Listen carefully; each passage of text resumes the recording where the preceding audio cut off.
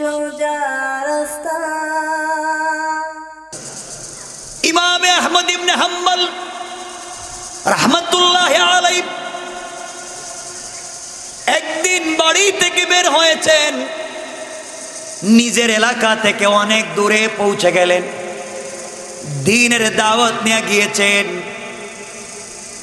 যাওয়ার পরে রাত্র হয়ে গেল, একটা মসজিদে গেলেন। ইমাম আহমদ ইবনে হাম্বল মসজিদে যাওয়ার পরে এই মসজিদে গিয়া মাগরিবের সালাত আদায় করলেন, কিন্তু চিন্তা করলেন মাগরিবের পরে যদি হাঁটা শুরু করেন তাহলে নিজের বাড়িতে আসতে লাগবে আরো একদিন। কেউ তাকে চিনে না। ইমাম আহমদ ইবনে হাম্বল চিন্তা করলেন, এলাকার কেউ যেহেতু আমাকে চিনে না, আমি যেই মসজিদে মাগরিবের সালাত আদায় করলাম এই মসজিদে আজকে এশার সালাত আদায় করব। প্রয়োজন বোধে মসজিদের যে কোনো কর্নারে আজকে ইবাদত করে রাত্র কাটাইয়া দিব। ফজরের সালাতের পরে মসজিদ থেকে হাঁটা শুরু করব। আল্লাহর বড় বুজুর্গ আলেম ইমাম আহমদ ইবনে হাম্বল রাহমাতুল্লাহি আলাইহি মাগরিবের সালাত আদায় করে মসজিদের ভিতরে জিকির করতে লাগলেন। ইশার সালাতের সময় হয়ে গেল, ইশার সালাত আদায় করলেন। মসজিদের কর্নারে বসে আছেন, রাত্র গভীর হয়ে যাচ্ছে। হয়তো মসজিদের মুয়াজ্জিন অথবা মসজিদের খাদেম অথবা মসজিদ সংশ্লিষ্ট যে কোনো কর্মচারী তিনি এসে ইমাম আহমদ ইবনে হাম্বলকে বলছেন, মুরব্বী আপনি এখানে কি করেন? কেউ তো তাকে চিনে না। আল্লাহর বুজুর্গ আলেম আহমদ ইবনে হাম্বল বললেন, বাবা আমি পথিক মুসাফির, আজকে রাত্রেটা ওখানে কাটাইয়া দিতে চাই, আমাকে কি ওখানে রাত্রে থাকবার জায়গা দেওয়া যায়? খাদেম অথবা মুয়াজ্জিন বলছে, পথিক মুসাফির, আমাদের মসজিদে অপরিচিত লোক থাকবার কোনো জায়গা নাই, চাইলেও থাকা যাবে না, আপনি বের হয়ে চলে যান। এই কথা বলে ইমামে আহমদ ইবনে হাম্বলকে বের করে দিল। আমার বন্ধুগণ, কত বড় আলেম ইমাম আহমদ ইবনে হাম্বল! তো এত বড় আলেম যিনি আল্লাহ রসুলকে 99 বার স্বপ্নে দেখেছেন। সুবহানাল্লাহ বললেন না? ইমাম আহমদ ইবনে হাম্বল রাত্রবেলা মসজিদ থেকে বের হয়ে চিন্তা করলেন কোথায় যাবেন। হঠাৎ করে দেখেন একটা বাজার, হাঁটতে হাঁটতে একটা বাজার পাইলেন। গভীর রাত্রে বাজারে গিয়ে দেখেন একটা যুবক ছেলে, যুবক মাথার মধ্যে সুন্দর একটা টুপি আছে, জোয়ান মানুষ, মুখের মধ্যে দাড়ি আছে, চেহারার মধ্যে যেন নূর চমকায়। এই যুবক বাজারের মধ্যখানে তার দোকানে বসে বসে রুটি বিক্রি করে। গরম চুলার মধ্যে ডেকসি বসাইয়া, হাড়ি পাতিল বসাইয়া তৈল দিয়া রুটি বানাইয়া পাবলিককে খাওয়াচ্ছে। আল্লাহর বুজুর্গ আলেম ইমাম আহমদ ইবনে হাম্বল চিন্তা করলেন, ঠান্ডা রাত্র যদি রুটিওয়ালার দোকানে চলে যাই, পকেটে টাকা নাই, তার কাছে গিয়ে যদি বলি আজকে রাত্রে তোমার দোকানে আমাকে থাকবার জায়গা দিয়ে দাও, তাহলে আগুন আছে, ঠান্ডা দূর হবে, রাত্র শেষ হয়ে গেলে আমি বাড়িতে চলে যাব। আল্লাহর গোলাম বুজুর্গ আলেম রুটি বিক্রেতার কাছে গিয়ে সালাম দিয়ে বললেন, বাবা আমি একজন পথিক মুসাফির, তুমি আমাকে চিনবে না। এই মসজিদে গিয়েছিলাম, মসজিদের কেউ আমাকে মসজিদে জায়গা দেয় নাই, রাত্র মসজিদে কাটাইয়া দিতে চাইলাম, কেউ আমাকে থাকতে দিল না, সকাল হয়ে গেলে আমি চলে যাব। তোমার দোকানে কি আজকে রাত্রে সারা রাত্র কি দোকান খোলা থাকবে? কয়, মুরব্বী দোকান তো আমি ফজরের পরে বন্ধ করব। ইমাম আহমদ ইবনে হাম্বল বললেন, তাহলে কি রাত্রবেলা তোমার দোকানে আমি থাকতে পারি? কয়, থাকতে পারবেন। ইমাম আহমদ ইবনে হাম্বল থাকতে গেলেন। কিছুক্ষণ পরে দেখেন আশ্চর্য কারবার, দোকানের ভিতরে আশ্চর্য কারবার। তিনি দেখেন, আশ্চর্য হয়ে গেলেন। তিনি দেখেন যুবকটা যখন রুটির খামির তৈরি করে, রুটির যখন খামির তৈরি করে তখন পড়ে আস্তাগফিরুল্লাহ আস্তাগফিরুল্লাহ। রুটি যখন আগুনের মধ্যে দেয় তখন পড়ে আস্তাগফিরুল্লাহ। আগুন থেকে রুটি উঠাইয়া পাত্রের মধ্যে যখন রাখে তখনও পড়ে আস্তাগফিরুল্লাহ। রুটি যখন গভীর রাত্রে মানুষ রুটি কিনতে আসে, রুটি বিক্রি করে বলে আস্তাগফিরুল্লাহ। রুটি বিক্রি করে টাকা হাতে নিয়ে পড়ে আস্তাগফিরুল্লাহ। টাকাটা কেশের মধ্যে রাখে আর বলে আস্তাগফিরুল্লাহ। আল্লাহর আলিম বুজুর্গ আলিম ইমাম আহমদ ইবনে হাম্বল আশ্চর্য হয়ে গেলেন। ও দেখি সব সময় আস্তাগফিরুল্লাহ বলে, ব্যাপারটা কি? আস্তাগফিরুল্লাহর জিকির করে কারণটা কি? তিনি বললেন, বাবাজান, তুমি রুটি তৈরি করতে আস্তাগফিরুল্লাহ পড়ো, রুটি বিক্রি করতে আস্তাগফিরুল্লাহ পড়ো, টাকা হাতে নিতে আস্তাগফিরুল্লাহ পড়ো, ব্যাপারটা কি বলো তো? লোকটা বলতেছে, ও বাবা, কে আপনাকে আমি চিনি না, কিন্তু আমি রুটি বিক্রি করি। কোন সময় জানি কার সাথে আমানতের খেয়ানত হয়ে যায়, কার সাথে কোন সময় জানি চলাফেরার মধ্যে ভুল হয়ে যায়। কারো রুটি বড় হয়ে যাবে, কারো রুটি ছোট হয়ে যাবে, কিন্তু টাকা সমান নিচ্ছি। না জানি রুটি যদি সমান না হয়ে ব্যবধান হয়ে যায়, টাকা তো ঠিকই ব্যবধান না নিয়ে সমান নিচ্ছি। আল্লাহর কাছে আমি কি জবাব দিব? নিমক হারামের মতো। কাউকে আমি গরম রুটি দিচ্ছি, কাউকে আমি ঠান্ডা রুটি দিচ্ছি। কারো রুটিতে খামির বেশি যায়, কারো রুটিতে কম যায়, সবাইকে সমান দেই না, ভুল হয়ে যায়। এই জন্যে আমি আস্তাগফিরুল্লাহ পড়ি।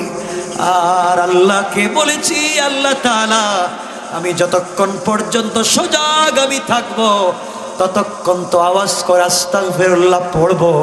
আমি যখন ঘুমাইয়া যাব আমি কিছুই জানি না, কিন্তু ওই সময়ে তুমি আমার ঠোঁটে আস্তাগফিরুল্লাহর জিকিরটা চালু করে রাইখা দিও। কোন সুবহানাল্লাহ। মুরব্বী বাবা, দীর্ঘ 32টা বছর হয়েছে আমি রুটি বিক্রি করি, কিন্তু আমি আজ পর্যন্ত আমি জেনে শুনে একটা মিনিটও আস্তাগফিরুল্লাহর জিকিরকে ছেড়ে দেই না। আল্লাহু আকবার বললেন না? আল্লাহর ওলি ডেকে বললেন, বাবা, তুমি যে প্রতিদিন আস্তাগফিরুল্লাহর জিকির করো, জিকির করে কি তুমি কোনো উপকার পাইছো? তুমি কি কোনো কল্যাণ পাইছো? যুবক বলতেছে, বুজুর্গ মুরব্বী, এই জিকির করবার কারণে যতগুলা পুরস্কার পাইছি আপনাকে বলি, এর মধ্যে হলো আমার রিজিকে কোনোদিন বরকত কমে যায় নাই। এই রুটি বিক্রি করে আমি আমার পরিবারের 57 জন লোককে খাওয়াই, এরপরেও প্রত্যেক মাসে আমার টাকা বেঁচে যায়। আল্লাহু আকবার। আমি এই রুটি বিক্রি করে আর ইস্তেগফার করি। ইস্তেগফার করবার কারণে আমার এই জিন্দেগিতে 17 বার আল্লাহর রাসূলকে স্বপ্নে দেখেছি। সুবহানাল্লাহ বলেন, আল্লাহু আকবার। আর কি তুমি পেয়েছো? যুবক বলতেছে, বলা তো যায় না, আপনাকে চিনি না জানি না বলেই ফেলি। এই রুটি সব সময় যখন ইস্তেগফার করি, এই জিকির করবার কারণে আমার আল্লাহ আমাকে এত বেশি বেশি বরকত দিয়েছেন, আমার হাতে এত সম্মান দিয়েছেন। আমি আমার 32 বছরের জিন্দেগিতে আল্লাহর কাছে হাত উঠাইয়া যত দোয়া করেছি, হাত নামাতে দেরি হয়েছে, আমার দোয়াকে কবুল করতে আল্লাহ দেরি করে না। সুবহানাল্লাহ বলেন, জোরে বলেন সুবহান। ইমাম আহমদ ইবনে হাম্বল বলেন, বলে কি এই ইস্তেগফারের এত বরকত? তোমার জিন্দেগির সব দোয়া কবুল। শুধু আমার জন্য না, যারা আমার কাছে দোয়া চাইতে আসে তাদের জন্য দোয়া করি।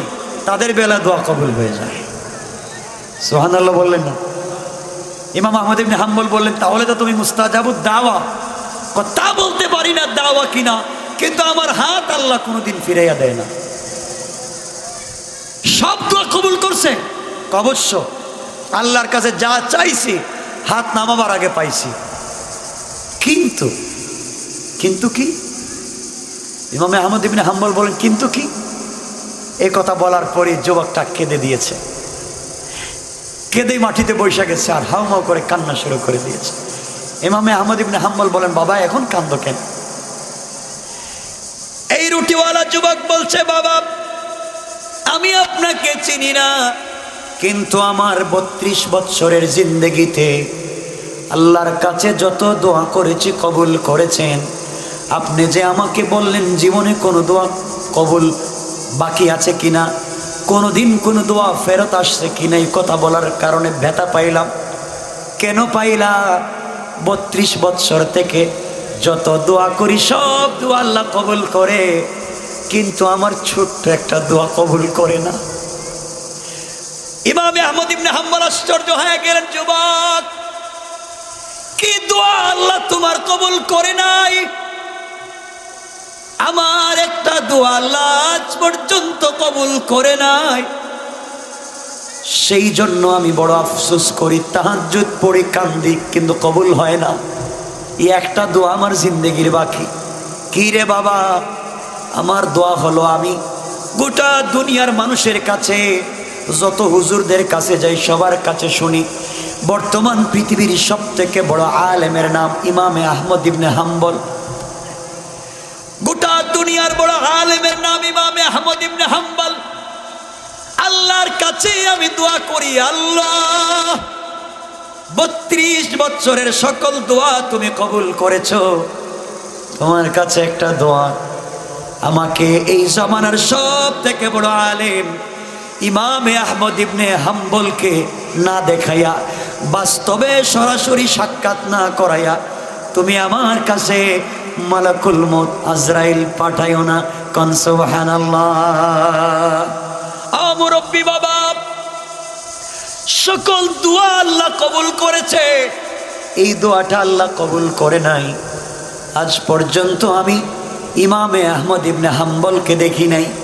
বিশ্ব নবীকেও তো স্বপ্নে দেখলাম, আহমদ ইবনে হাম্বলকে স্বপ্নেও দেখি না, বাস্তবেও দেখতে পারলাম না, বাড়ি অনেক দূরে যাইতে পারি না। এই কথাগুলো শুনে ইমামে আহমদ ইবনে হাম্বল আশ্চর্য হয়ে গেলেন। তিনি বললেন, বাবা আমাকে অজুর পানি দাও। অজু করলেন, মুসল্লায় লুটিয়ে পড়লেন, সাজদায় গিয়ে কেঁদে কেঁদে বলেন, আল্লাহ আমি এত বড় আলেম, এক রাত্রে তোমার কোরআনের একটা আয়াত থেকে 40টা মাসআলা বের করতে পারি, 40টা ফতোয়া দিতে পারি, কিন্তু আমিও তো মুস্তাজাবুদ দাওয়া হতে পারি নাই। তুমি একজন রুটি বিক্রেতাকে বানিয়ে দিয়েছ। তিনি উঠে যুবকের কপালে চুম্বন করে জড়াইয়া বললেন, বাবারে তোমার এই দোয়াটাও কবুল হয়েছে, তুমি ইমামে আহমদ ইবনে হাম্বলকে দেখবার জন্য যাওয়া লাগবে না, সফর করা লাগবে না। আজকে ইমামে আহমদ ইবনে হাম্বল তোমার দোকানে হাজির হয়ে গেছে। আল্লাহু আকবার। তোমার ইস্তেগফারকে আল্লাহ কবুল করে আমি ইমামে আহমদ ইবনে হাম্বলকে সফর করাইয়া তোমার দোকানে দাঁড় করাইয়া দিয়েছে। সুবহানাল্লাহ পড়লেন না? আল্লাহু আকবার বলেন, আল্লাহু আকবার। কিয়ামতের দিনে আল্লাহ রাব্বুল ইজ্জত ওয়াল জালাল যখন হিসাব শুরু করবেন, বিচার শুরু করবেন, মিজান কায়েম করবেন, এমন সময় আল্লাহ রাব্বুল ইজ্জত ওয়াল জালাল দেখবে ছোট্ট ছোট্ট বাচ্চারা যারা নাবালিগ অপ্রাপ্ত বয়স্ক অবস্থায় ইন্তেকাল করেছে, ওই বাচ্চাগুলা হেঁটে যায়। আল্লাহ ফেরেশতাদেরকে ডেকে বলবেন, ফেরেশতারা এই বাচ্চাগুলাকে তোমরা আমার কাছে ডেকে নিয়ে আসো, বাচ্চাগুলার সঙ্গে কথা বলতে চাই। আল্লাহর কাছে ছোট্ট ছোট্ট নাবালিগ বাচ্চাদেরকে ডেকে আনা হবে, যেই বাচ্চারা অপ্রাপ্ত বয়স্ক ইন্তেকাল করেছে, হায়াতে জিন্দেগিতে কয়েক মিনিট, কয়েক দিন, কয়েক বছর পাওয়ার পরে মরে গেল। আল্লাহর সামনে হাজির করা হবে। আল্লাহ রব্বুল ইজ্জত ওয়াল জালাল বলবেন, বাচ্চারা দুনিয়ার জমিনে হায়াতে জিন্দেগির কিছুদিন পাওয়ার কারণে তোমরা দুনিয়ার জমিন থেকে বিদায় নিয়ে আজকে আমার সামনে এসেছো। তোমাদের কোনো গুনাহ নাই। কিছুক্ষণ পরে আমি আল্লাহ বিচার কার্য শুরু করে দেব। আমি আল্লাহ কিছুক্ষণ পরে মেজান কায়েম করব। আমি আল্লাহর নাম রহমান থাকবে না, আমি আল্লাহর নাম রহিম থাকবে না। পৃথিবীর কোনো পয়গাম্বর সুপারিশ করতে পারবেন না, শাফাআত করতে পারবেন না। পৃথিবীর কোনো পীর, কোনো নেতা আল্লাহর সামনে দাঁড়িয়ে কথা পর্যন্ত বলতে পারবেন না। আল্লাহ রাব্বুল ইজ্জত ওয়াল জালাল বলেছেন, ওয়ালা শাফাআতুকুম শাইআ। কোন ব্যক্তির ক্ষমতা নাই কিয়ামতের দিনে সুপারিশ করার, শাফাআত করার। আদম নবীও করতে পারবেন না। আল্লাহ বলবেন, বাচ্চারা আমার নাম যেমন রহিম আর রহমান ছিল, আজকের দিনে আমার নাম হচ্ছে জব্বার, আমার নাম হচ্ছে কাহার। সুতরাং তোমরা এই মুহূর্তে আমার কাছ থেকে জান্নাতের সার্টিফিকেট নাও, জান্নাতের গ্রিন কার্ড নিয়ে যাও। তোমরা জান্নাতের ভিতরে পৌঁছে যাও, ওখানে দাঁড়ায় লাভ নাই। আল্লাহ রাব্বুল ইজ্জত ওয়াল জালালের কাছ থেকে ছোট্ট ছোট্ট বাচ্চারা জান্নাতের পাসপোর্ট আর গ্রিন কার্ড হাতে নিয়ে আল্লাহ বলবেন, চলে যাও। সবাই যখন চলে যাবে, আল্লাহ তখন বিচার কার্য শুরু করবার জন্য বসে যাবেন। তাকায়া দেখবেন বাচ্চারা একটাও জান্নাতে যায় নাই, কিয়ামতের মাঠে ঘুরে বেড়ায়, এদিক সেদিক সেদিক দৌড়ায়। আমার আল্লাহ ফেরেশতাদেরকে ডাক দিয়ে বলবেন, ফেরেশতারা এই বাচ্চাগুলাকে ডেকে আমার কাছে নিয়ে আসো। বাচ্চাগুলাকে আবার ডেকে নিয়ে আসা হবে। এমন সময় আল্লাহ বলবেন, বাচ্চারা তোমরা কেন জান্নাতে যাও না? তোমরা কেন এখানে বসে আছো, দাঁড়িয়ে আছো? বাচ্চারা ডাক দিয়া বলবে, আল্লাহ তাআলা তুমি আমাদেরকে জান্নাতের সার্টিফিকেট দিয়েছো, জান্নাতের গ্রিন কার্ড দিয়েছো। আল্লাহ তাআলা আমরা চাইলে জান্নাতে চলে যেতে পারি। তুমি চাইলে আমরা জান্নাতে চলে যেতে পারতাম, আমরাও যেতে পারি। কিন্তু আল্লাহ তাআলা চাই না কেন? তুমি আমাদেরকে পাসপোর্ট দিয়েছো, জান্নাতের গ্রিন কার্ড দিয়েছো, কিন্তু আল্লাহ জান্নাতে তো এমনি এমনি আসে নাই। যেই মায়ের গর্ভে, যেই বাবার ঔরসে দুনিয়ার জমিনে আসবার কারণে, যেই বাবার ঔরস থেকে, যেই মায়ের গর্ভে আমরা 10 মাস 10 দিন ছিলাম, মায়ের গর্ভ থেকে দুনিয়ার জমিনে ভূমিষ্ঠ হয়েছিলাম, যেই মা 2-2.5 বালতি ব্লাড যাওয়ার পরে দুনিয়ার জমিনে আমাদেরকে ভূমিষ্ঠ করেছে, নিমক হারামের মতো সেই মায়ের গর্ভ থেকে দুনিয়ায় বেঁচে থাকবার কারণে আজকে জান্নাতে যাওয়ার সুযোগ পেয়েছি। আল্লাহ তাআলা আমরা যদি জান্নাতে চলে যাই, সেই মা বাবার খবর নিলাম না, না না, আমরা ওই জান্নাতে যেতে পারি না যেই জান্নাতে আমরা আমাদের মা বাবাকে পাবো না। আল্লাহ তাআলা মা বাবা ছাড়া জান্নাতে যাব না। যেই মা বাবা কষ্ট করলেন, আজকে আমরা জান্নাতে যাব, তাদেরকে ছাড়া হবে না। আল্লাহ বলবেন, কি চাও? বাচ্চারা বলবে, আল্লাহ তাআলা প্রয়োজন বোধে তুমি এই মুহূর্তে আমাদের কাছ থেকে জান্নাতের সার্টিফিকেট নিয়ে আনো। জান্নাতে যেতে চাই না, আমাদের মা বাবা যেখানে আছেন ওখানেই থাকতে চাইব। আল্লাহ ডাক দিয়ে বলবেন, বাচ্চারা আমি যদি কাউকে কিছু দিয়ে দেই ফিরিয়ে নিয়ে যাই না, সুতরাং তোমাদেরকে জান্নাতের সার্টিফিকেট দিয়েছি, আমি আল্লাহ ফিরিয়ে নিতে চাইব না, ফিরিয়ে নিয়ে যাব না।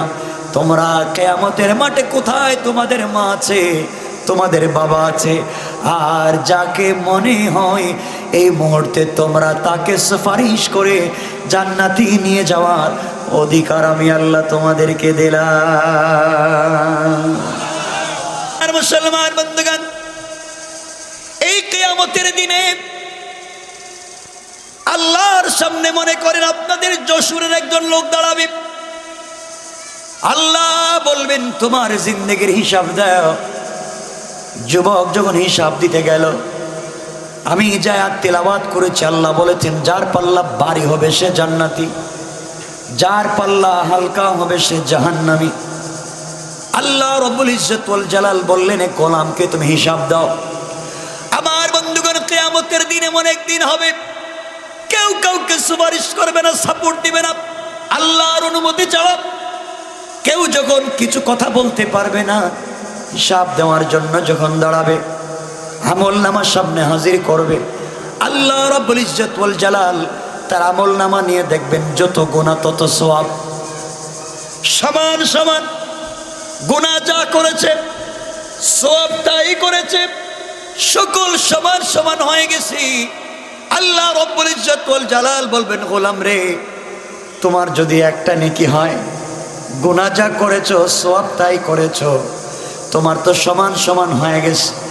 একটা মাত্র কেবল মাত্র নেকি নিয়ে যদি আজকে আসতে পারো, আমি আল্লাহ কথা দিলাম রে গোলাম, আমি আল্লাহ এই মুহূর্তে তোমাকে মাফের ঘোষণা দিয়ে দিব। কোন সুবহানাল্লাহ। আল্লাহর গোলাম আল্লাহকে বলবে আল্লাহ তাআলা আপনি কি বলেন? একটা মাত্র নেকি নিয়ে আসলে তুমি আমাকে ক্ষমা করে দিবেন। আল্লাহ তাআলা শুনেন, দুনিয়ার জমিনে আমার 5টা ছেলে ছিল, দুনিয়ার জমিনে আমার 5টা মেয়ে ছিল, দুনিয়ার জমিনে আমার মা বাবা ছিল 12 জন, স্ত্রী ছিল 13 জন, বাচ্চা ছিল 2, আমার ভাই ছিল 2 জন, হলো 15 জন। 15 জন মানুষকে জীবনে খাওয়াবার জন্যে 40টা বছর প্রবাসে কাটাইছি। গোটা জিন্দেগি মানুষের কাজ করেছি, গাড়ি করেছি, বাড়ি করেছি, মিল ফ্যাক্টরি করেছি, কল কারখানা করেছি, সম্পদ করেছি। তাদের জন্য দুনিয়া এয়ার কন্ডিশন, এয়ার কুলার বাড়ি করেছি। মা যেন কষ্ট না পায়, বাবা যেন কষ্ট না পায়, সন্তানেরা যেন কষ্ট না করে, আল্লাহ তাআলা কত কিছু করে রেখে আসলাম। আজকে তুমি আমার কাছে একটা নেকি চাইছো, আমি যদি আমার পরিবারের কাছে যাই, 15 জন পরিবার, আমার সন্তান আছে, আমার মা বাবা আছে, আমার স্ত্রী আছে, আমার ভাই বোন আছে, তাদের কাছে গেলে আমাকে একটা একটা করে নেকি দিলেই তো বহুত দিবে, এক বস্তা করে দিলেই তো বহুত দিবে। আমি যাই। আমার বন্ধুগণ, আল্লাহর এই গোলাম দৌড়াইয়া সর্বপ্রথম যাবে নিজের ভাইয়ের কাছে। আল্লাহ বলছেন ইয়াউমা ইয়াফিরুল মারউ মিন আখি, কিয়ামতের দিনে এই গোলাম দৌড়াইয়া সবার আগে যাবে তার ভাইয়ের কাছে। ভাইয়ের সামনে গিয়ে দাঁড়াইয়া বলবে, বাইরে এই দুনিয়ার জমিনে আমি ভুল করি আর ভালো করি, যা করি না কেন সর্বপ্রথম কারো সঙ্গে মারামারি করি, আমি ন্যায় থাকি আর অন্যায় থাকি। সবার আগে তুমি হাতে লাঠি নিয়েছো, তুমি আমার জন্য দাঁড়িয়েছো আর বলেছো কে আমার ভাইকে আঘাত করেছে, ন্যায় অন্যায় পরে দেখবো, আগে আয় তোরে কে মারছে তাকে দেখি। আসে না নাই? ভাই মনে করবে ভাই যখন আমাকে ন্যায় সময় সাপোর্ট দিছে, অন্যায়ে সাপোর্ট দিয়েছে, ভালো কাজে সাপোর্ট দিয়েছে, খারাপ কাজেও সাপোর্ট দিয়েছে, আজকের দিনে হয়তো আমার ভাই আমাকে সাপোর্ট দিবে। ভাইয়ের কাছে গিয়ে বলবে, ভাইরে তুমি আমাকে একটা মাত্র নেকি দিয়া সহযোগিতা করো, কারণ তোমার জন্যে দুনিয়ায় কত কিছু না করলাম। ভাই জবাব দিবে, ভাই কে তোমাকে আমি চিনি না, কে তুমি আমাকে ভাই বলে পরিচয় দিচ্ছ, তোমাকে আমি চিনি না রে ভাই, দুনিয়ার জমিনে আমার কোনো ভাই ছিল না, তোমাকে আমি ভাই বলে চিনি না। এইভাবে ভাই যখন ভাইকে অস্বীকার করবে, সন্তান দৌড়াইয়া এরপরে যাবে মায়ের কাছে, ও উম্মিহি, মায়ের কাছেই জন্যে যাবে আর বলবে, মা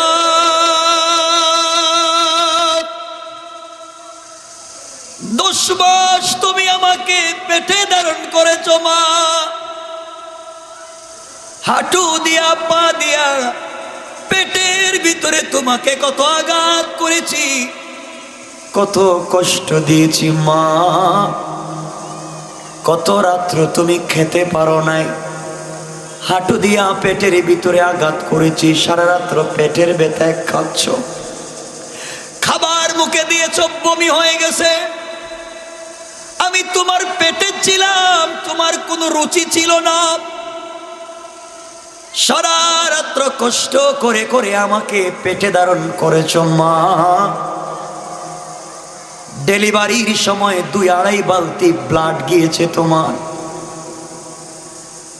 মা, তোমাকে যখন অপারেশন থিয়েটারে নিয়ে যাওয়া হয়, লেবার রুমে ওটিতে নিয়ে যাওয়া হয়, মারে তুমি যেই বাবার ঘরে জামদানি শাড়ি লাল বেনারসি পরে একদিন এসেছিলে, ঘর থেকে বের হওয়ার সময় ছেঁড়া কাপড় পরে তুমি হসপিটালে গিয়েছিলে। মা, ডাক্তার বলেছে যে কোনো একজনকে বাঁচানো যাবে, 2 জনকে একসাথে বাঁচানো যাবে না। এমন সময় মা তুমি বলেছিলা, দুনিয়ায় তো অনেক দিন ছিলাম, অনেক কিছু দেখেছি, ও ডাক্তার প্রয়োজন বুঝে আমি মাকে ইনজেকশন দিয়ে তুমি মেরে ফেলো, এরপরেও আমার বাচ্চাকে দুনিয়ার আলো বাতাস দেখার সুযোগ করে দাও। মা, এত কষ্ট করেছ তুমি আমাকে নিয়ে। ও মা, ডেলিভারির সময় রক্তাক্ত হয়ে অজ্ঞান হয়ে আমাকে ভূমিষ্ঠ করলা, তুমি অজ্ঞান হয়ে পড়ে আছো। এমন সময় তোমার চেহারার সামনে যখন আমাকে কাপড় দিয়ে পেঁচাইয়া অজ্ঞান মায়ের চোখের সামনে সন্তানকে তুলে ধরা হয়, মা কষ্ট করে চক্ষু খুলে আমাদের চাঁদ মুখের দিকে তাকায়া 10 মাস 10 দিন পেটে ধরার কষ্ট আর ডেলিভারির কষ্ট বলে গিয়া কপালে চুম্বন দিয়ে আল্লাহকে ডাক দিয়া বলেছে, আল্লাহ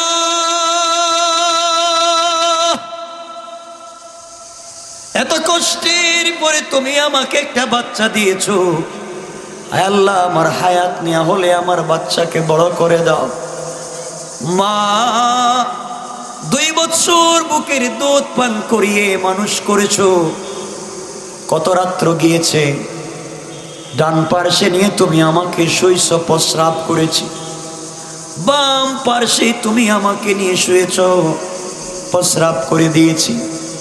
সারা রাত্র তুমি প্রস্রাবের উপরে শুয়া, তুমি আমাকে বুকের উপরে জড়াইয়া সারা রাত্র কাটাইয়া দিয়েছ।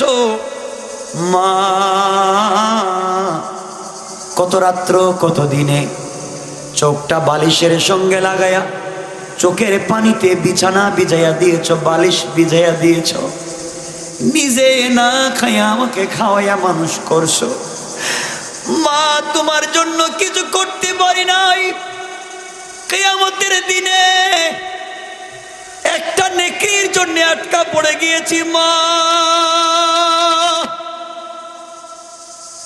তোমার পায়ে ধরি মা, একটা নেকি দিয়ে আমাকে সহযোগিতা করো। এমন সময় মা চিৎকার করে বলবে, যুবককে তুমি আমাকে মা বলে ডাক দিয়েছো। দুনিয়ার জমিনে আমি কোন মানুষকে বিয়ে করি নাই, দুনিয়ার জমিনে আমি কোন পুরুষকে বিয়ে করি নাই, তুমি আমার সন্তান আসলা কোত্থেকে? এইভাবে মা তার সন্তানকে অস্বীকার করবে। সন্তান দৌড়াইয়া 3 নম্বরে যাবে, ওয়াবিহি বাবার কাছে যাবে আর বলবে, আব্বা জান রাত দিন মাথার গাম পায়ে ফেলে তুমি কাজ করে আমাকে খাওয়াইছো, কত ঈদের সময় যায়, সেরা লুঙ্গি সেরা জুতা পরে ঈদগাহে গিয়েছো, বাবা তুমি আমার জন্য কত কিছু করেছো, কত কষ্ট করে মানুষ করেছো। আব্বা জান তুমি বাজার থেকে কোনো দামি জিনিস আনলে আমাকে আগে খাওয়াইছো, কত স্বপ্ন আমাকে নিয়ে দেখেছো, বাবা দুনিয়ায় কত সম্পত্তি রেখে আসলাম, কিয়ামতের দিনে একটি নেকির জন্য বিপদে পড়েছি, বাবা আমাকে বাঁচাও। বাবা ইয়া ফিররু, বাবাও পলায়ন করবে, চিনবে না। এরপর আল্লাহ আল্লাহ বলেন ওয়া সাহিবাতিহি ওয়া বানি, এরপরে তুমি আমি দৌড়াইয়া স্ত্রীর কাছে যাব, বন্ধু বান্ধবের কাছে যাব, স্ত্রীকে ডাক দিয়া বলবো কলিজা টুকরা স্ত্রী, তুমি তো এমন স্ত্রী ছিলা, তোমার অর্নামেন্টসের জুয়েলারির জন্য, তোমাকে ভালো রাখবার জন্য আমি এমন কোনো কষ্ট নাই যা করি নাই, তোমাদের জন্য দুনিয়ায় কত কিছু করে আসলাম, একটা নেকি দিয়ে সহযোগিতা করো। কেউ যখন নেকি দিয়ে সহযোগিতা করবে না, স্ত্রী বলবে আমি জীবনে তোমাকে চিনি না, আমার স্বামীর চেহারা তোমার মতো মনে হয় না। এইভাবে স্ত্রীও চলে যাবে। আল্লাহ বলেন ওয়া বানি, আমরা দৌড়াইয়া যাব সন্তানের কাছে আর বলবো সন্তানেরা তোমাদের জন্য কত কিছু করে আসলাম, একটু সহযোগিতা করো। সন্তান বলবে আমার বাবার চেহারা এমন ছিল না, আমার মায়ের চেহারা এমন ছিল না। এই কথা বলে সবাই যখন ছেড়ে দিবে, কেউ একটা নেকি দিয়ে সহযোগিতা করবে না, আল্লাহর গোলাম পরিশান হয়ে দৌড়াবে আর আল্লাহকে ডাক দিয়া বলবে আল্লাহ, দুনিয়ায় যদি তোমাকে চিনতে পারতাম, দুনিয়ায় যদি নেক আমল করতাম, দুনিয়ায় যদি তোমার পথে চলতাম, দুনিয়ায় যদি তোমাকে চিনতে পারতাম, আল্লাহ তাআলা কিয়ামতের দিনে আজকে এত বিপদে পড়া লাগতো না। মায়ের জন্যে করলাম, বাবার জন্যে করেছি, স্ত্রীর সন্তানের জন্যে কত কিছু করলাম, কিয়ামতের দিনে আজকে কেউ আমাকে চিনে না, একটা নেকি দিয়ে সহযোগিতা করে নাই। আপনাদের কি বিশ্বাস হয় কিয়ামতের দিন কি কেউ কাউকে সহযোগিতা করবে? কথা বলেন। এমনকি পয়গম্বর আদমের মতো পয়গম্বর, মুসার মতো পয়গম্বর কিয়ামতের দিনে আল্লাহর আরশে আজিমের পিলার ধরে কাঁদবেন আর বলবেন আল্লাহ, আল্লাহুম্মা লা আসআলুকা আবি ওয়ালা উম্মি ওয়ালা উম্মতি ওয়ালা আখি। হযরতে মুসা কিয়ামতের দিনে আরশে আজিমের পিলার ধরে কাঁদবেন আর বলবেন আল্লাহ তাআলা, আজকের দিনে তোমার কাছে আমি উম্মত চাই না, মা বাবা চাই না। তিনি বলবেন আসআলুকা নফসি নফসি, আল্লাহ আমি মুসা বলছি তুমি আমাকে বাঁচাও। এই আল্লাহর গোলাম একটা নেকির জন্য দৌড়াইয়া কারো কাছে যখন নেকি পাবে না, কিয়ামতের মাঠে দৌড়াবে পরিশান হইয়া। হঠাৎ করে সামনে যাওয়ার পরে দেখবে আরেকজন আল্লাহর গোলাম কিয়ামতের মাঠে বৈশা বৈশা হাউমাউ করে কাঁদতেছে, তার চোখ থেকে পানি শেষ হইয়া যেমন রক্ত বের হয়। আল্লাহর আরেকটা গোলাম জমিনে বৈশা কান্না করে। এই যুবক কাছে গিয়ে জিজ্ঞেস করে, বাইরে তুমি কেন কান্না করো, তোমার কি হয়েছে, কেন তুমিও কান্না করো? এই যুবক ডাক দিয়া বলছে, বাইরে এই জন্য আমি কান্না করি, দুনিয়ার জমিনে সন্তান স্ত্রী পুত্র সবার জন্য কত কিছু করলাম, আজকে আমি কিয়ামতের দিন আল্লাহর সামনে দাঁড়ালাম হিসাব দেওয়ার জন্য। খাতা যখন বের করে আল্লাহ বলছেন ইকরা কিতাবাকা কাফা বিনাফসিকাল ইয়াওমা আলাইকা হাসিবা। দুনিয়ায় কি করেছো একটু পড়ো। আমি আমলনামা যখন আল্লাহ আমার হাতে দিলেন বের করে পড়তে লাগলাম, পড়তে পড়তে দেখি আমার আমলনামার ভিতরে একটা নেকি নাই, শুধু গুনার গুনাহ, গুনার গুনাহ। নেকি আছে মাত্র একটা। কয়টা? সবাই বলেন। নেকি আছে মাত্র একটা, সওয়াব আছে মাত্র একটা। আমার আমলনামায় নেকি বলতে কিছুই নাই, শুধু গুনার গুনার, কিছুই নাই। আল্লাহ বলছেন যাও কিছু নেকি নিয়ে আসো। আমি বড় আশা করেছিলাম, সন্তানদেরকে ইংলিশ মিডিয়ামে পড়াইছি, বিসিএস ক্যাডার বানাইছি, বাড়ি গাড়ি করেছি, মেল ফ্যাক্টরি করেছি, কত কিছু করলাম। হয়তো তারা আজকে সহযোগিতা করবে, গেলাম, কেউ আমাকে চিনে না। কেউ যখন আমাকে চিনে না, নেকি আছে একটা, গুনার অভাব নাই। এই জন্যে মাঠে বসে বসে কান্না করি। আল্লাহরই গোলাম বলছে, বাইরে তুই যেইভাবে আত্মীয় স্বজন পরিবারের কাছে যাওয়ার পরে কেউ নেকি দেয় নাই, তোমার নেকি আছে একটা, গুনার অভাব নাই। আমিও গিয়েছিলাম, আমার নেকি লাগবে মাত্র একটা, কেউ দেয় নাই। তোমার আছে একটা, আমার লাগবে একটা। আল্লাহ আমাকে বলছেন একটা নেকি হলে জান্নাতি, তোমার তো নেকি নাই, আছে মাত্র একটা, দুজন তো গুনাহগার। আল্লাহর ওই গোলাম বলে, ভাই আমার তো নেকি আছে মাত্র একটা, এক নেকি দিয়ে তো জান্নাতে যাওয়া যাবে না, এক নেকি দিয়া জান্নাতে যাওয়ার সুযোগ নাই, আমল নামায় তো গুনার অভাব নাই। সত্যি যদি আল্লাহ তোমাকে একটা নেকির জন্য আটকায়া থাকে, পরিবারের কাছে গেলাম, কেউ আমাকে চিনল না, কেউ আমার চোখের পানি আজকে বুঝলো না, তোমার যেহেতু একটা নেকির দরকার, জীবনে কাউকে সাপোর্ট করতে পারি নাই, সহযোগিতা করতে পারি নাই, আজকে কিয়ামতের দিনে আমার আছে মাত্র একটা, তোমার লাগবে একটা। সত্যি যদি একটা নেকি হলেই তুমি জান্নাতে চলে যাও, আমি তো একটা নেকি দিয়ে জান্নাতে যাওয়ার সুযোগ নাই, তোমাকে একটা নেকি দিয়ে দিলাম, ওই একটা নেকি নিয়ে তুমি জান্নাতের ভিতরে চলে যাও। আল্লাহু আকবার বলেন। তারিখে ইবনে জারির তাবারিতে লিখে, আল্লাহর গোলাম একটা নেকি যখন পাইছে, ওই গোলামের কাছে তো আর কিছু নাই, নিয়ে দৌড়ায় আল্লাহর কাছে। আল্লাহর কাছে গিয়ে বলে, আল্লাহ তাআলা তুমি তো বলেছিলা এক নেকি আনলে জান্নাতি, একটা নেকি নিয়ে তোমার কাছে এসেছি, আল্লাহ তুমি এখন আমাকে জান্নাত দাও। আল্লাহ বললেন, গোলাম রে, কথা দিয়েছিলাম একটা নেকি নিয়ে আসলে জান্নাত দিব, তার ঠিক আছে, কিন্তু আমি আল্লাহ জানতে চাই এই কিয়ামতের কঠিন ময়দানে কে এমন মহামানব আছে যে তোমাকে একটা নেকি দান করেছে, বলো সে কি তোমার বাবা?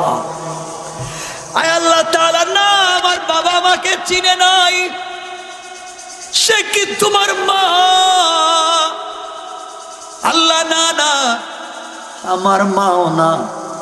সে কি তোমার ভাই? আল্লাহ, না আমার ভাই না।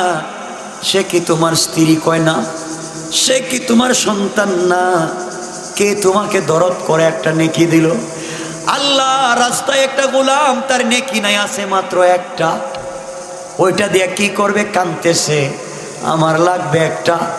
ও আজকে একটা নেকি দিয়ে আমাকে সহযোগিতা করলো। আল্লাহ বলবেন, পরে তোমাকে জান্নাত দিব, আগে যুবকটাকে আমার কাছে নিয়ে আসো। আমার চাইতে বড় দাতা কেউ নাই, আমার মতো বড় দাতা কাউকে আমি সৃষ্টি করি নাই। কিয়ামতের দিনে নেকি দিয়া দাতা সাজলো কে রে? আজকের দিনে এত বড় মহামানব কে, যে তোমাকে একটা নেকি দিয়েছে, যেখানে মা বাবা স্ত্রী পুত্র তোমাকে চিনে না। এই যুবকটাকে আমি দেখতে চাই, আমার কাছে নিয়ে আসো। আল্লাহর গোলাম দৌড়াইয়া যুবকের কাছে গিয়া বলতেছে, যুবক রে, আল্লাহ বলছেন আল্লাহর সামনে যাইবা, তুমি একটা নেকি দিয়ে সহযোগিতা করেছ, আল্লাহ তোমাকে দেখতে চায়। এবার যুবক সিজদায় পড়ে কান্না করে আল্লাহকে ডাক দিয়া বলেছে, আল্লাহ,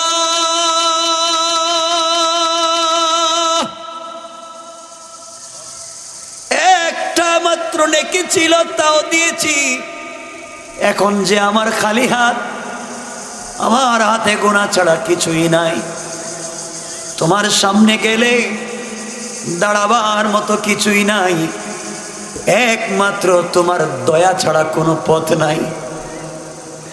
আল্লাহর সামনে যখন গোলাম দাঁড়াবে, আল্লাহ বলবেন, কি রে তাকে তুই একটা নেকি দিয়া কি সহযোগিতা করলি? আল্লাহর গোলাম বলবি, আল্লাহ তাআলা যেহেতু তার লাগবে একটা, আমার আছে মাত্র একটা নেকি দিয়ে তো আমি জান্নাতে যেতে পারবো না। যদি যেতে পারতাম তুমি তো আগে আমাকে দিতে পারতা, দিলা না। নেকির জন্য আমাকে পাঠাইছিলা, কেউ আমাকে চিনে নাই। চিন্তা করলাম গুনাই যখন নিয়ে জাহান্নামে যাব, একটা নেকি আছে তাকে দিয়ে দিলাম।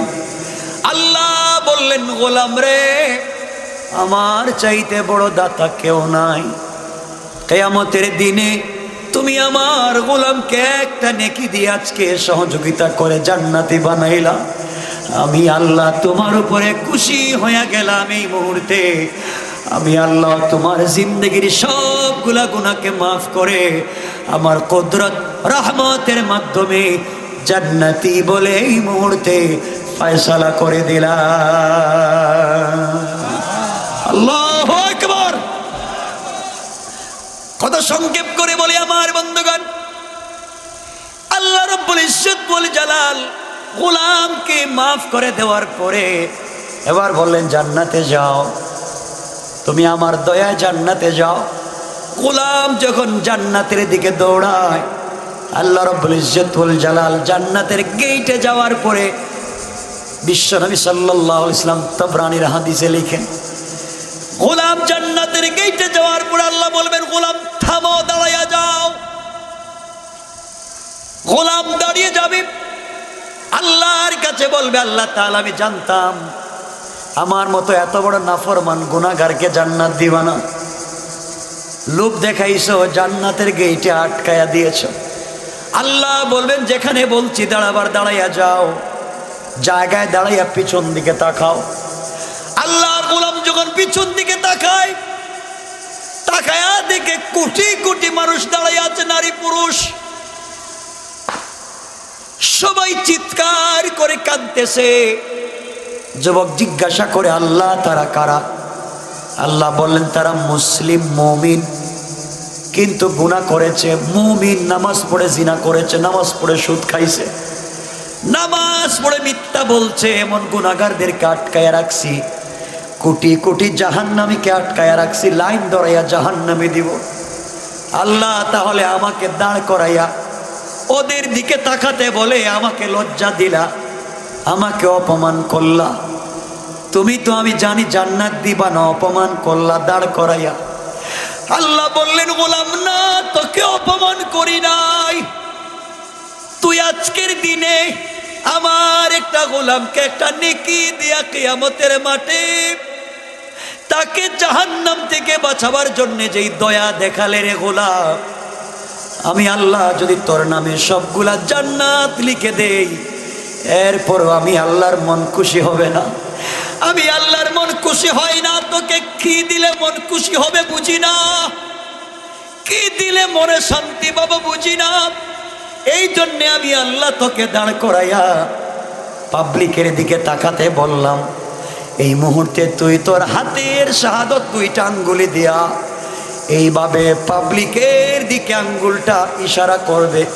তোমার আঙ্গুল কোটি কোটি মানুষের মধ্যে, যত কোটি মানুষের বুক বরাবর তোমার আঙ্গুল পড়ে যাবে।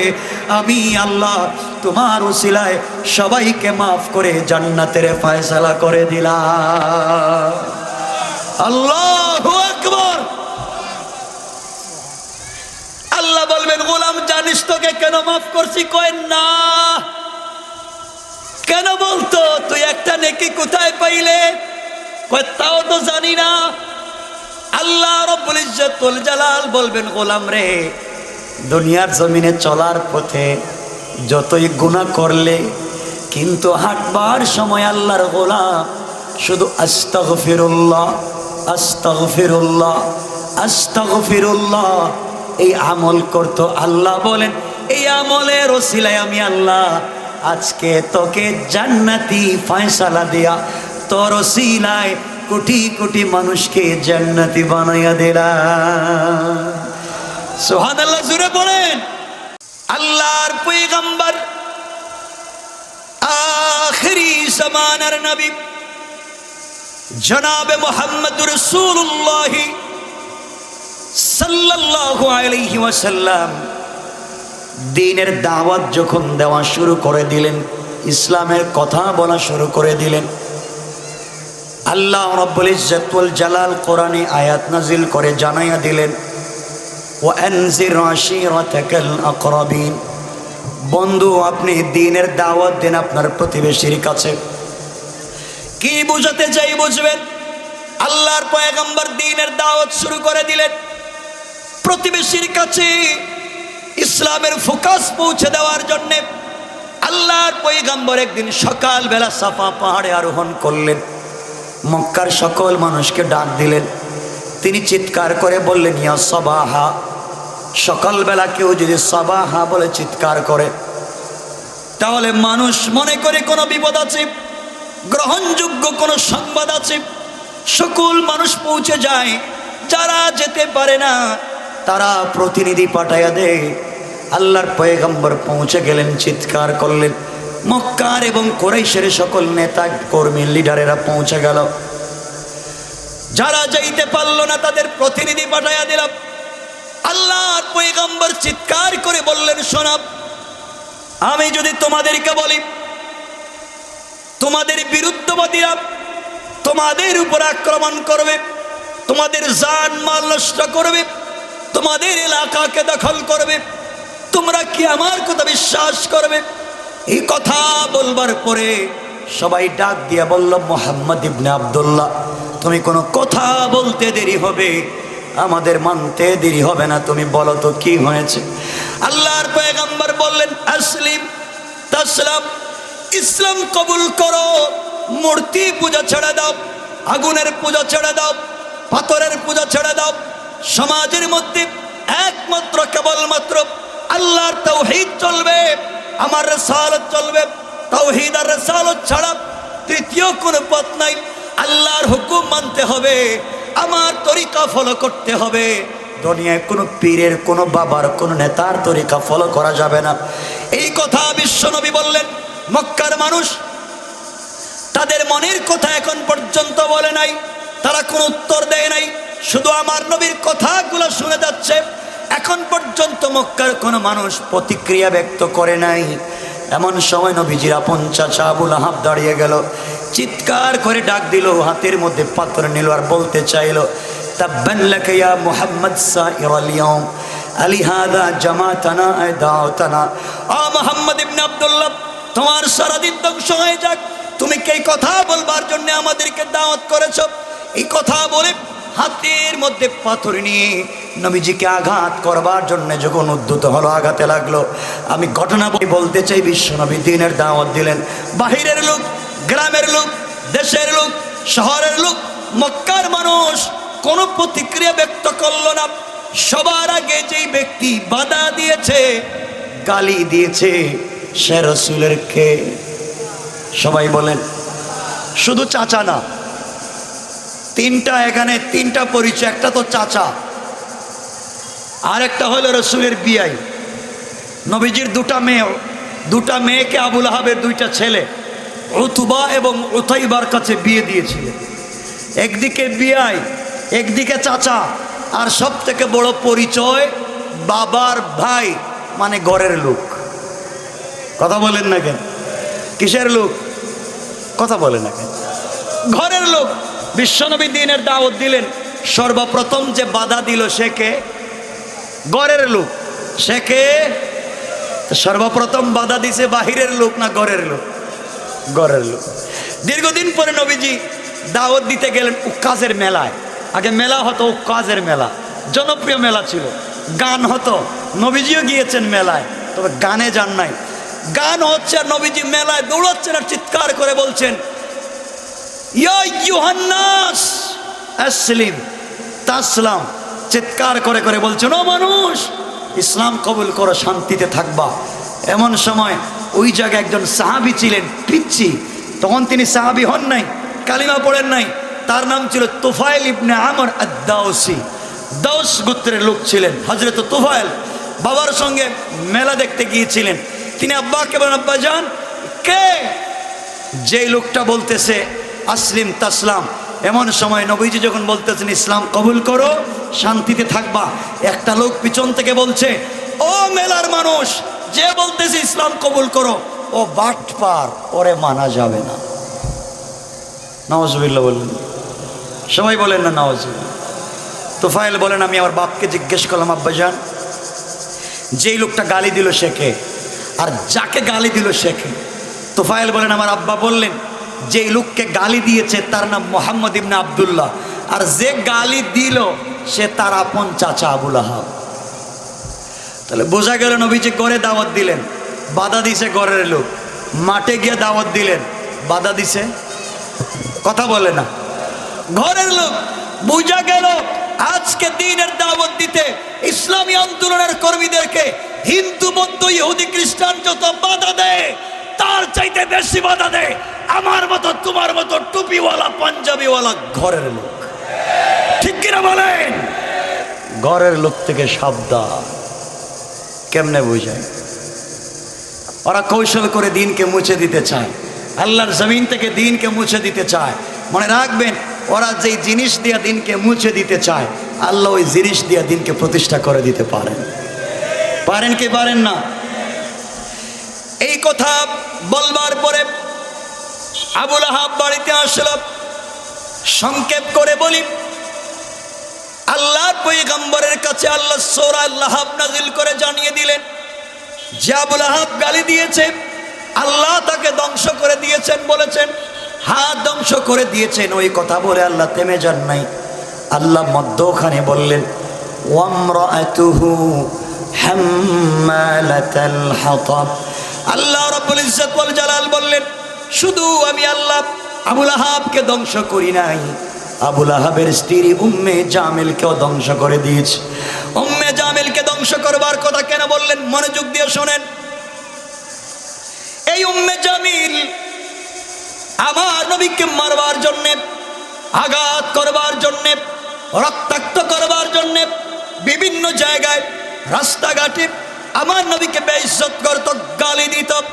একবার হাতের মধ্যে 2টা পাথর নিয়েছে, নবীজি সাল্লাল্লাহু আলাইহি ওয়াসাল্লামকে যেখানে পাবে আঘাত করবে, রক্তাক্ত করে দুনিয়ার জমিন থেকে উঠায়া দিবে। আল্লাহর পয়গম্বরকে দুনিয়ার জমিন থেকে উঠায়া দিবে। বিশ্ব নবী সাল্লাল্লাহু আলাইহি ওয়াসাল্লাম আবু বকরকে সঙ্গে নিয়ে কাবা চত্বরে বসে কোরআন তেলাওয়াত করতেছেন।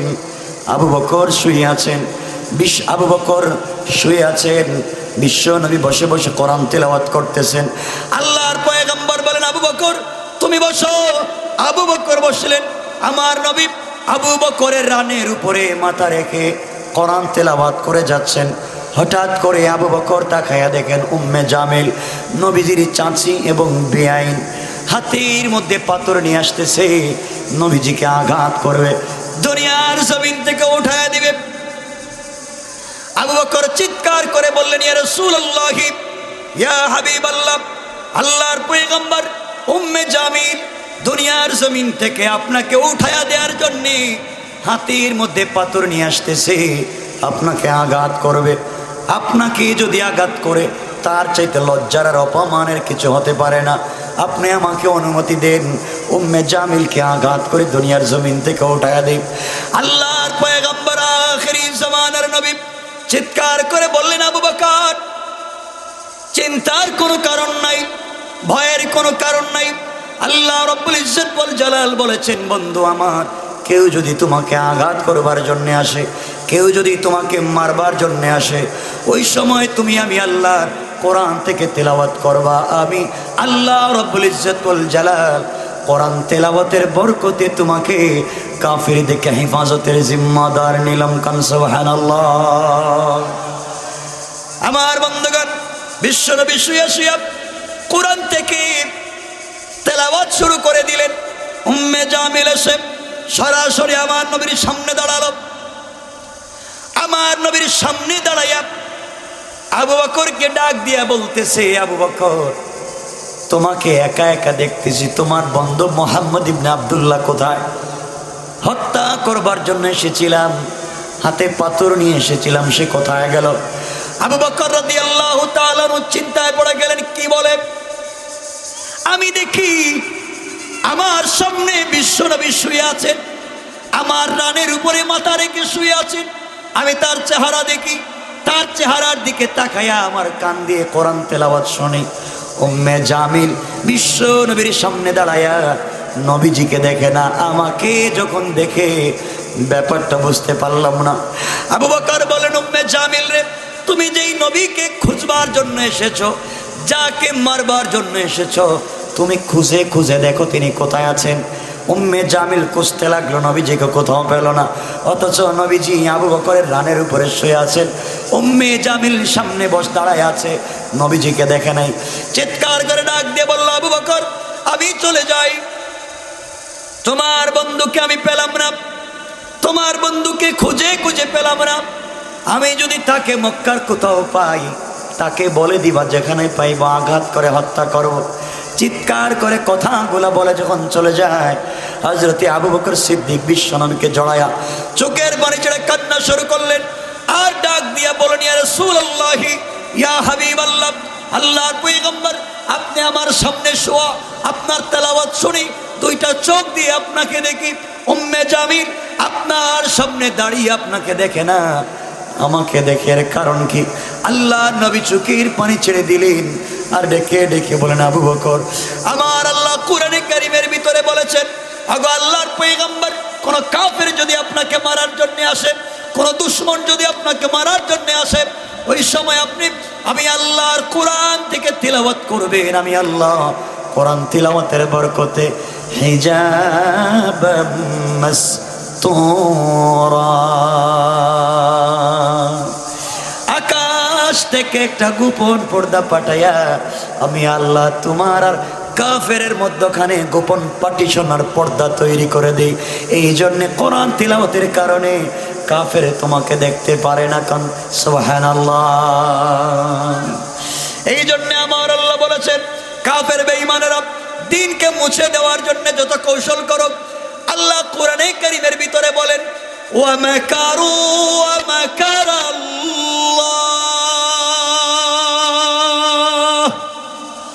ওয়াল্লাহু খায়রুল মাকিরিন। আল্লাহ রাব্বুল ইজ্জত ওয়াল জালাল বললেন, কাফের বেঈমানেরা দিনকে মুছে দেওয়ার জন্য যেই কৌশল দুনিয়ার জমিনে করে যায়, আল্লাহ রাব্বুল ইজ্জত ওয়াল জালাল বলেন, তারা তো জানে না আমার আল্লাহর কৌশল তাদের চাইতে আরো বড়, আরো শ্রেষ্ঠ। কোন সুবহানাল্লাহ। এই জন্য আমার মুসলমান বন্ধুগণ, আমার মুসলমান ভাইরা, দুনিয়ার জমিনে চলার পথে আল্লাহকে ভুলে যাওয়া যাবে? কথা বলেন, যাবে? আজকে আমরা আল্লাহকে চিনি না, আল্লাহর পথে চলি না, আল্লাহকে বন্ধু বানাই না। আপনারা জানেন, আমরা যখন দ্বীনের কথা বলতে আসি, তখন আমরাও আল্লাহকে বলে আসি, আল্লাহ তোমার কথা বলতে যাচ্ছি, তুমি তো আমাদের বন্ধু।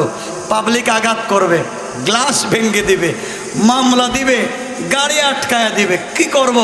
আল্লাহ বলছেন, তোমাকে মাঠে পাঠাইয়া আমি আরশে আজিমে বৈশা থাকি না। বললাম, তুমি যখন দ্বীনের পথে চলো, আমি আল্লাহ মিন হাবলিল ওয়ারিদ, তোমার গলার রগের চাইতে আরো কাছে। লা তাহজান, ভয় পাইও না, তোমাকে মাঠে রাইখা আমি আরশে আজিমে থাকি না। ইন্নাল্লাহা মা'ানা, আমি তোমার সাথেই থাকি। আল্লাহু আকবার বলেন। সেই রবকে চিনেন না, সেই রবকে চিনো না। আজান কয়টা?